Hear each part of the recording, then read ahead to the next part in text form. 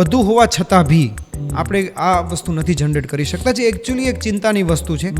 અને ક્યાંય ને ક્યાંય આપણું સોશિયલ સ્ટ્રક્ચર કે આપણા બાળકો પાસેની એક્સપેક્ટેશન અથવા તો આપણે નવું કરવાનો ડર. ઇવન એમાં એક સરસ એક્ઝામ્પલ આપણે લઈએ તો તારક મહેતા કા ઉલ્ટા ચશ્મા, આઈ થિંક બધાને ખબર હશે. એમાં આપણે એક ટીચર છે ભીડે માસ્ટર, રાઈટ? હી યુઝિસ વન ડાયલોગ, હમારે સમય મેં, રાઈટ? હજી એ આપણા એટલે કે શિક્ષકોના, પેરેન્ટ્સના કે આપણા સરાઉન્ડિંગના માઇન્ડમાંથી જતું જ નથી. એટલે નવી પેઢીને આપણે ફાઇનાન્શિયલી એબલ કરી દીધી, એને ફેસિલિટી આપી દીધી. આજે ઘણી વખત અમને હસવું આવે કે બાળકો મલ્ટીનેશનલ કંપની જેટલી છે એટલી બ્રાન્ડના ટી શર્ટ્સ પહેરીને આવશે, એમાં એને કંઈ જ નથી અટકતું. સારામાં સારી વર્લ્ડની, દુનિયાની સારામાં સારી કંપનીમાંથી એ શૂઝ લઈને આવશે, એમની પાસે પેન હશે, એમની પાસે બેગ હશે, એ પ્રોબેબલી વર્લ્ડમાં 4 ટ્રીપ કરી આવશે, વર્ષમાં 4 ટ્રીપ કરી આવશે, પણ થોટ પ્રોસેસ ભીડે કે જમાને કે. યસ.